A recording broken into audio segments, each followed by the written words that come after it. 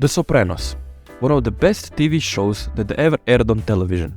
Gabagool, over here. A perfect on-screen representation of resistance to cultural change, the unfairness of life, good versus evil, and a show that showcases what it actually means to be a bad person.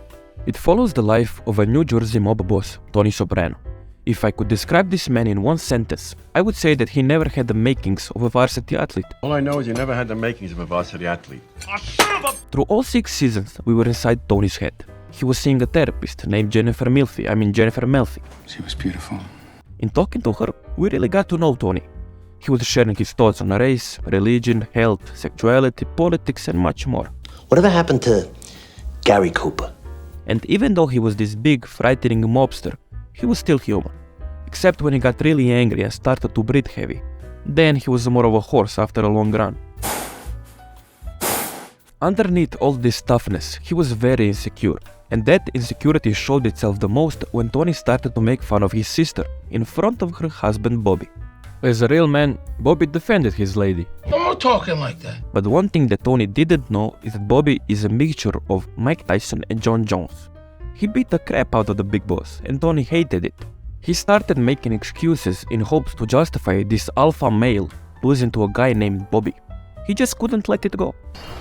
Sucker punch is a sucker punch. That reminds me of a time when my father thought he could wrestle with me, until I double-legged him to the ground and choked him out. He didn't talk to me for months. Tough luck, old man, I'm the man of the house now. I'm the captain now. Nonetheless, Tony Soprano had one of the best character developments in film history. In fact, not just him. A whole group of characters were portrayed magnificently throughout the whole 6 seasons. And according to real mobsters, the portraying of the mafia was actually very good.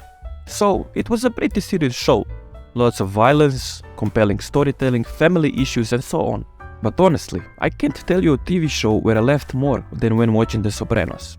First of all, you got this guy, Paulie Walnuts. In one scene, Paulie was chilling and driving his car while listening to Sun Tzu's Art of War, in which Sun Tzu explains that you have to choose the right battles in order to come out victorious. So, obviously this Paulie guy is a man of culture, he's a gentleman. While driving the car, he sees 2 gardeners in his mother's neighborhood. So, what does a cool man such as Paulie do? He takes a shovel, hits one gardener in the head while the other one falls from the tree. He then proceeds to steal their money and their lawnmower. What a warrior, Sun Tzu would be proud. And when confronted from Tony about the situation, he simply explained that the guy jumped from the tree with a chainsaw. He had every right to defend himself. Not to mention how Paulie was a big fan of rock and roll. What a guy.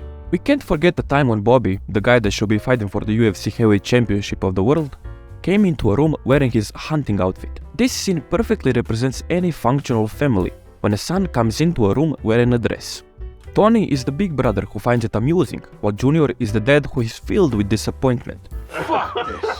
The Sopranos is one of the best well-written shows I have ever seen, but the absurdity of some scene is crazy. Take a scene where Tony goes to kill this guy Chucky, for an example. Chucky was chilling on his boat before Tony came walking with a big fish, claiming he just caught it, when it's obviously frozen store-bought fish. He then pulled the gun out of his frozen fish and killed Chucky, in broad daylight. But don't forget, Tony Soprano is a gentleman, so he helped his friend Silvio get into the boat. What a nice young man. It's not just the absurdity of some scene, it's the editing. You would think for such a high-level show that the editing would be top-notch as well, but some editing decisions were so bizarre, especially this transition. So, Carmela just walks away from this guy and all of a sudden the frame freezes and the swipe transition follows. When I first watched this scene, I honestly thought I was having a stroke. It just came out of nowhere.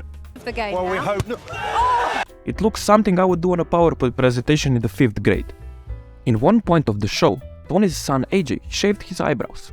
When Tony first saw him walking down the stairs, he looked like he had just seen the devil, but he didn't know what was wrong with his son until his wife pointed out that AJ has no eyebrows. Tony still wasn't sure of that, so he checked his son's face from all angles, just to confirm the situation. I must say, for a big boss, he's not very observant. Okay, let's talk about a serious scene for a change. All of the main characters decided to organize an intervention for Christopher's drug problem. Finally, a scene where the tough guys actually show they care for each other. Finally, they will show real love for Christopher. Nope, they end up beating him up on the floor. As soon as Paulie got his turn to talking to Chris while expressing his love for rock and roll, you knew it was over. What a guy. Another prime example of a serious scene being funny is when Janice just got out of anger management therapy. She seemed happy with herself and with her life. So, as every real man would, Tony ruined that by bringing up her son she abandoned. She lost her temper and tried to attack Tony with a fork. She failed. Try hiding the fork in a fish next time, Janice. Tony, extremely satisfied with the result, simply left, while the song I'm Not Like Everybody Else plays in the background. Seems fitting. Don't get me wrong, The Sopranos isn't all fun and games. Sometimes it's a horror movie. I'm a big fan of horror movies, but I rarely get jump scared. However, this next scene scared the crap out of me when I first watched it.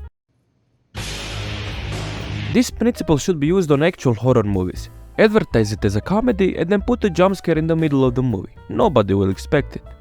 Jesus Christ. I think the reason why The Sopranos are so funny is because the humor seems genuine. It doesn't feel forced. It's often absurd and it's not supposed to be funny, but it just is. And that's why I love the show so much. I love the characters, I love the story, and I love that it makes me go through all kinds of emotions while watching it. And it's one of the rare TV shows I can watch time and time again. Especially considering the scenes make me laugh so much after watching it for a few times. You begin to concentrate on the funny lines, the bizarreness of some scenes, and you notice all the little details that make the show so great. That's why it's one of my favorite TV shows of all time. And for the end, a little message from the main guy, Paulie. Get the fuck out of here.